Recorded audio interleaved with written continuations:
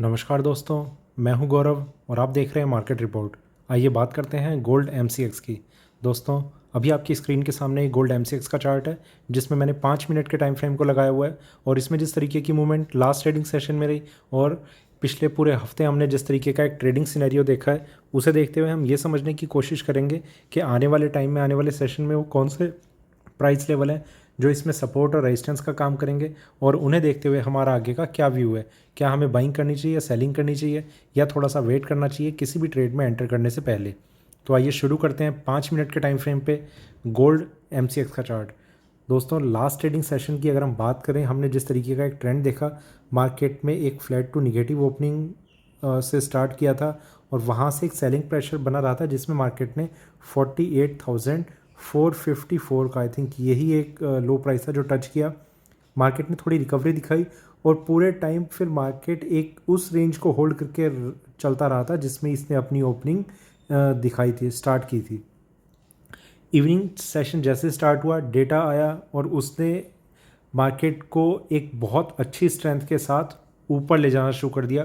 Prices ऊपर गए और वहाँ पर 176 का 176 का एक हाई टच करके प्राइसेस में थोड़ा सा रिलैक्सेशन आया और प्राइस 49,000 के आसपास कहीं पर ट्रेड करके क्लोज हो गए। इस तरीके का एक सिनेरियो बना रहा। जो हमारी एक्सपेक्टेशन थी वो ये थी कि मार्केट में एक सेलिंग रहनी चाहिए। सेलिंग उस तरीके की नहीं रही जो हम एक्सपेक्ट कर रहे थे। जैसे ही इवनिंग सेशन स्टार्ट हुआ था, मार्केट ने एक ज़बरदस्त जंप ली और प्राइसेस ऊपर आ गए। तो अब आगे किस तरीके का मार्केट लग रहा है और क्या हम किस तरीके से अपने ट्रेड्स को एग्जीक्यूट कर सकते हैं, प्लस में, माइनस में, या फिर कितनी क्वांटिटी हमें लेनी चाहिए, किस तरीके से, उसे लेकर अभी हम थोड़ा सा डिस्कस करेंगे। एक चीज़ ज़रूर हमने देखी 5 मिनट के टाइम फ्रेम पे कि एक बहुत अच्छी स्ट्रेंथ के साथ मार्केट ने ऊपर जो जंप लगाई है उसे होल्ड करने की कहीं ना कहीं कोशिश करी है 49,000 के आसपास। थोड़ा सा और आगे चलते हैं 15 मिनट के टाइम फ्रेम पे, वहाँ देखते हैं कि क्या व्यू नज़र आ रहा है। यहाँ पर अगर हम बात करें तो 15 मिनट के टाइम फ्रेम पे मार्केट में एक स्ट्रेंथ थी जिसे मार्केट ने होल्ड किया हुआ था। उसके बाद मार्केट में करेक्शन बननी शुरू हुई, प्राइसेस काफ़ी नीचे।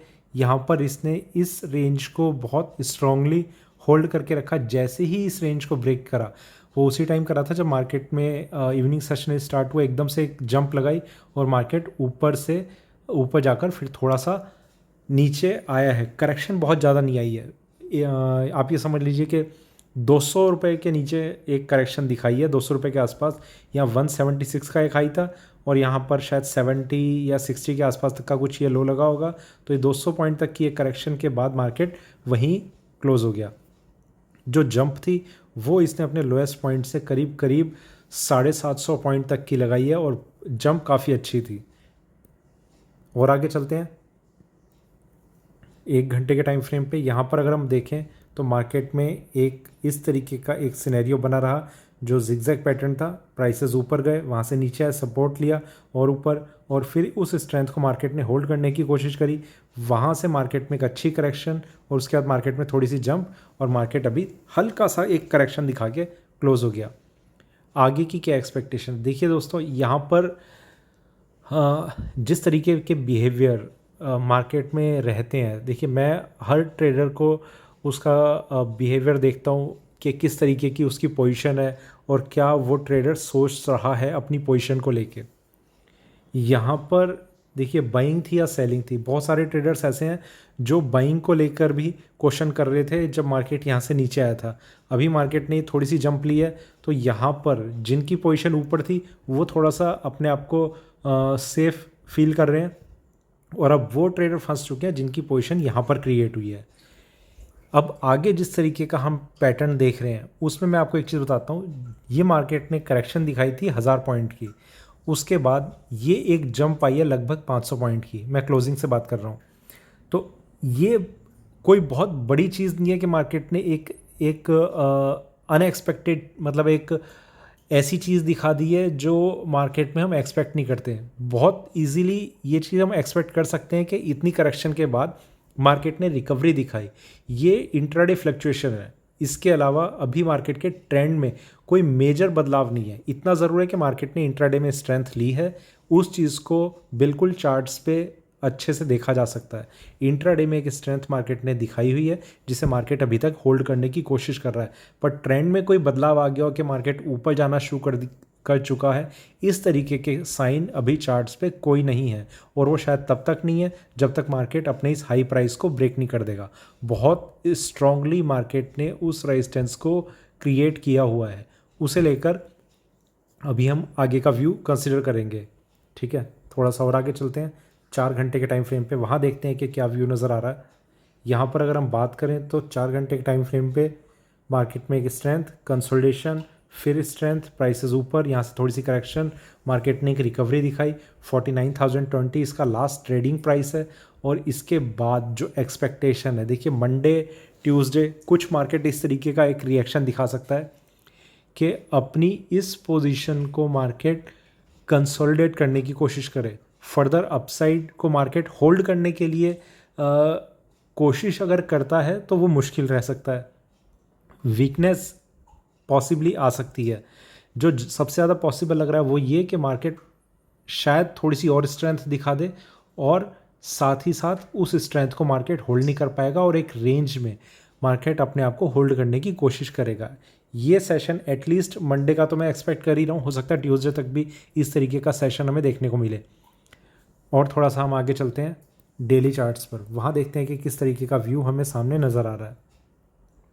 यहाँ पर अगर हम बात करें तो मार्केट में एक स्ट्रेंथ, प्राइसेस नीचे, यहाँ से एक अपसाइड, फिर वहाँ से एक कंटिन्यूस डाउन ट्रेंड, स्ट्रेंथ, और फिर उस स्ट्रेंथ को एक्सटेंड करा, एक अच्छी डाउनसाइड जिसमें मार्केट ने एक अच्छे सेलिंग के सिग्नल दे रखे हैं। ऐसा नहीं है कि अभी कोई साइन इस तरीके का चेंज हो गया कि मार्केट ने स्ट्रेंथ दिखाने की कोशिश करी है। देखिए अगर आप डेली चार्ट्स पे देखेंगे इन कैंडल्स को, तो आपको इतना ज़्यादा इस तरीके का कुछ भी बिहेवियर नज़र नहीं आएगा मार्केट में कि जिस तरीके से हम कल मार्केट को देख रहे थे। था क्या कि मार्केट ने एकदम से एक बहुत ज़बरदस्त जंप दिखाई थी, जो एक पैनिक का कारण बन जाती है कई ट्रेडर्स में जो शॉर्ट सेल में होते हैं। जो लॉन्ग पोजीशन में होते हैं ऑब्वियसली उनके लिए एक अच्छा टाइम है मार्केट से या तो एग्जिट करने का या फिर अपना प्रॉफिट बुक करने का। यहाँ पर मैं आपको बताना चाह रहा हूँ कि ये एक कैंडल क्रिएट हुई थी, उसके बाद मार्केट ने यहाँ तक इस कैंडल को कवर करा है। इतनी ही कैंडल और ऊपर क्रिएट होनी है इस हाई के ऊपर मार्केट को लाने के लिए, तो ये कोई बहुत छोटी चीज़ नहीं है ये। और ख़ास तौर से मैं बात कर रहा हूँ MCX की। गोल्ड USD में एक बार को मैं ये एक्सपेक्ट कर सकता हूँ कि मार्केट में शायद एक बार को हाई ब्रेक हो जाए, पर उसका सस्टेन करना वहाँ भी मुश्किल लग रहा है। MCX में हाई का ब्रेक करना बहुत ज़्यादा मुश्किल है। उसका रीज़न यही है कि एक तो डॉलर वीक हो रहा है रुपए के सामने, दूसरा गोल्ड USD में भी कोई बहुत मेजर अपसाइड अभी भी मैं एक्सपेक्ट नहीं कर रहा हूँ।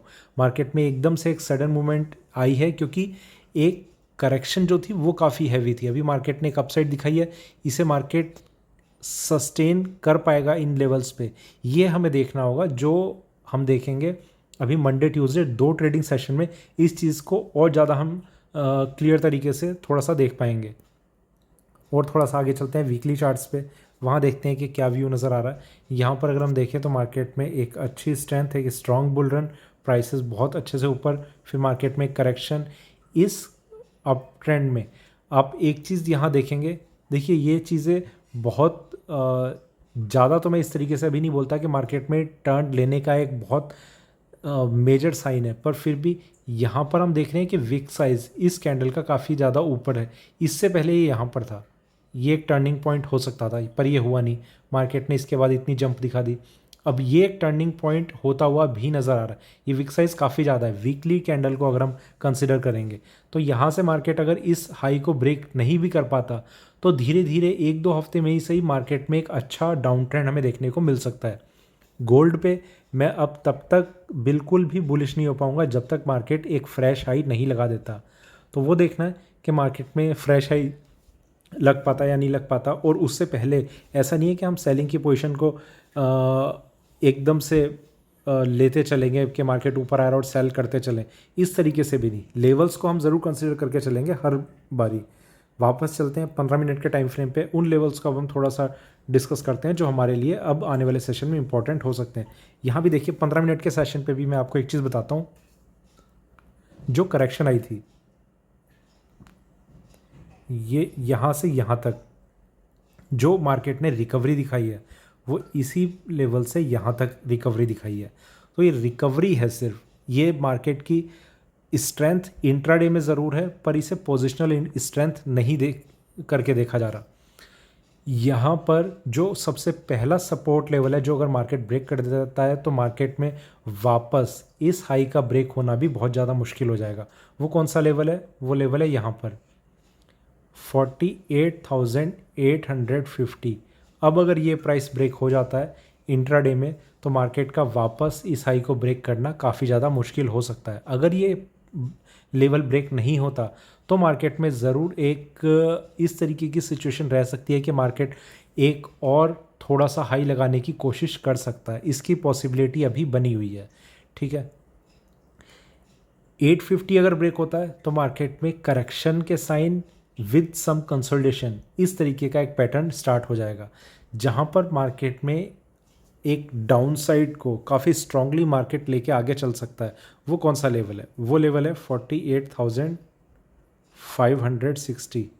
अब अगर ये लेवल ब्रेक होता है तो मार्केट में वापस एक काफ़ी कमज़ोरी देखने को मिलेगी। प्राइसेस जो हैं नीचे जाने के लिए अपने आप को प्रिपेयर करेंगे और जो एक इसका नेक्स्ट मेजर सपोर्ट लेवल है 47,700 से लेके 500 तक है। वैसे 700 से 47,500 ये एक रेंज है जो मार्केट को एक सपोर्ट दे सकती है। तो ये हमें वहाँ पर देखना होगा कि मार्केट में ये रेंज ब्रेक होती है या नहीं होती। अभी भी जो 48,000 के आसपास का एक टारगेट प्राइस है वो ऐसा का ऐसा ही बना हुआ है, उसमें कोई चेंज नहीं है। इसके अचीव होने के बहुत ज़्यादा चांसेस हैं।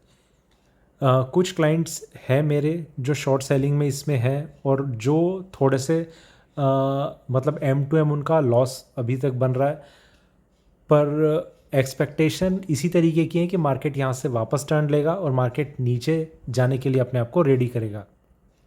ये मेरे व्यू हैं और इसमें यहाँ पर एक चीज़ ज़रूर मैं आपको कहना चाहूँगा कि आप जो भी ट्रेडर मेरा ये वीडियो देख रहे हैं तो एक तरीके से हमें अपने ट्रेड्स को थोड़ा स्ट्रेटजी के हिसाब से ट्रेड करना चाहिए कि एक लॉट हमने यहाँ पर कहीं पर सेल किया है, दूसरा हमने यहाँ पर कहीं पर सेल किया है और तीसरे के लिए और हमें रेडी होना चाहिए। देखिए मेरा ये मानना है कि अगर हम फ्यूचर मार्केट में ट्रेड कर रहे हैं, क्योंकि ये मार्जिन बेस्ड ट्रेडिंग होती है, तो यहाँ पर हमें एक एवरेज बनाने के लिए एटलीस्ट अपने किसी भी ट्रेड को 3 पार्ट्स में डिवाइड करके ज़रूर रखना चाहिए, एटलीस्ट 3 पार्ट। ठीक है, अगर हम एक गोल्ड में भी ट्रेड करते हैं, क्योंकि मेरे पास ऐसे एग्ज़ाम्पल हैं जो अपनी जितनी भी उनकी क्वांटिटी होती है वो एक ही टाइम में उसे सारा का सारा लगाना चाहते हैं। मतलब मान लीजिए कि जैसे मैं ट्रेड करता हूँ तो मैं 10 स्लॉट में एट अ टाइम ट्रेड करता हूँ, तो मैं 10 के 10 slot at a time trade कर लूँ। मैंने 10 के 10 यहाँ सेल कर दिए, फिर उसके बाद मेरे पास कोई ऑप्शन ही नहीं है। मैं इतना हेल्पलेस फील करूँगा कि मार्केट ऊपर जा रहा है, एक ही ऑप्शन है मेरे पास, या तो मैं एग्जिट कर जाऊँ या फिर अपना लॉस बुक करके, मतलब एग्जिट करना ही एक ऑप्शन है और तो कुछ है नहीं, क्योंकि मार्केट अगर मुझे किसी स्ट्रेंथ में नज़र आएगा, या फिर मैं वेट करूं, और वेट करने में ये नहीं मुझे पता कि मार्केट कितनी ऊपर तक जाएगा। ठीक है, तो अगर हम पार्शियल ट्रेड एग्जीक्यूट करते हैं तो उसमें हमारा बेनिफिट ये होता है कि हमने थोड़ी सी क्वांटिटी यहाँ सेल कर ली, ऊपर मार्केट गया, फिर जहाँ पर थोड़ा सा मार्केट कंसोलिडेट होता हुआ लग रहा है वहाँ पर थोड़ा सा सेल कर लिया, और ऊपर गया वहाँ पर थोड़ा सा और हमने देखा, और उसके ऊपर तक का थोड़ा और हम एक बैकअप प्लान लेके चलेंगे जो हमारे फंड्स में अवेलेबल होना चाहिए। तो तभी हम अपने ट्रेड्स को ठीक से एग्जीक्यूट कर पाएंगे। अब प्रॉब्लम कहाँ पर आती है? प्रॉब्लम यहाँ आती है कि मार्केट में जिन ट्रेडर्स ने, मान लीजिए अगर मार्केट ये गिर भी रहा था, जिन ट्रेडर्स ने यहाँ पर बाइंग करी है वो एवरेज कुछ नहीं बना सकते, क्योंकि उन्होंने 10 के 10 स्लॉट एक साथ ले लिए। देखिए कई ट्रेडर्स ऐसे हैं जो ये बोलते हैं कि मैं एक ही लॉट में ट्रेड करता हूँ। आप एक लॉट में ट्रेड करते हैं, आप 10 मिनी में उसे डिवाइड कर लीजिए, आप 3 मिनी और 4 मिनी इस तरीके से आप ट्रेड कीजिए, या 4-3-3 जैसे भी आपको ठीक लगे, या 3-4-3। ठीक है, आप इस तरीके से। प्रॉब्लम यहाँ पर आती है कि आप शुरू में जो आपका पहला ट्रेड होता है ना, उसमें आपकी एक्सपेक्टेशन सबसे ज़्यादा हाई होती है कि यहाँ मार्केट गिर रहा है, यहाँ से अगर रिकवर करेगा तो मुझे प्रॉफिट ज़्यादा होगा। आप एंट्री लेते टाइम हमेशा सबसे ज़्यादा पॉजिटिव होते हैं। ये मैं सिर्फ साइकोलॉजी की बात कर रहा हूँ आपकी। एंट्री लेते टाइम मतलब मान लीजिए मार्केट अगर गिर रहा है, यहाँ पर मैं मतलब मार्केट गिर रहा है, मुझे प्राइस बहुत अट्रैक्टिव लग रहा है कि यहाँ पर मुझे एंट्री लेनी चाहिए लॉन्ग पोजीशन की। मैं यहाँ पर एंट्री ले लूँगा 10 लॉट। अब उसके बाद एक कंडीशन है कि मार्केट यहाँ से ऊपर गया तो वेल एंड गुड, पर हम उसके अगेंस्ट मार्केट अगर उसके विपरीत दिशा में अगर जाने की कोशिश करता है अपोजिट डायरेक्शन में, तो हमारे पास क्या ऑप्शन है उसके बारे में हम सोचते नहीं हैं। अगर अपोजिट डायरेक्शन में जाता है मार्केट तो हमारे पास और 10 लॉट होने चाहिए, प्लस यहाँ से यहाँ तक का जो लॉस हुआ वो होना चाहिए। बात यहाँ भी ख़त्म नहीं होती, मार्केट और आगे जाता है, हमारे पास 10 लॉट और लेने के लिए होने चाहिए, और यहाँ से यहाँ तक का और लॉस बियरिंग कैपेसिटी होनी चाहिए। इसके बाद और थोड़ा सा हमारे पास सिर्फ लॉस बियरिंग कैपेसिटी होनी चाहिए। मार्केट में फिर जिस तरीके से हम ट्रेड करते हैं वो हमें देखना है कि एक फाइनल स्टॉप लॉस जो हमने लगा रखा है वहाँ पर हम लगा के रखें। लॉस ज़रूर हमें इस कंडीशन में सबसे ज़्यादा होगा, पर ट्रेडिंग स्ट्रेटेजी फ्यूचर मार्केट में इससे बढ़िया नहीं है, जो मुझे लगता है, जो मैंने ऑब्ज़र्व किया है पिछले कई सालों में। ठीक है, बहुत सोचने समझने के बाद मैं इस नतीजे पर पहुंचा हूं कि यही सबसे बेस्ट एक तरीका है जो हमारे लॉस को कम करेगा और हमारे ट्रेड्स को एक ज़्यादा प्रॉफिटेबल बना पाएगा। तो इसलिए सारा का सारा funds at a time utilise ना करें। अब यहाँ पर एक्सपेक्टेशन जो है वो मैंने आपको बताया, जो हमारे लेवल्स हैं वो मैंने आपको बताया, किस तरीके से हमें ट्रेड करना चाहिए वो मैंने ये सारे अपने व्यूज़ दिए हैं। आपको कुछ और तरीका सही लगता है तो आप ज़रूर मेरे साथ शेयर करें। तो ये था मेरा गोल्ड MCX पे अभी का वीडियो अच्छा लगे तो लाइक करें, शेयर करें, बने रहें मेरे साथ, देखते रहिए मार्केट रिपोर्ट। धन्यवाद।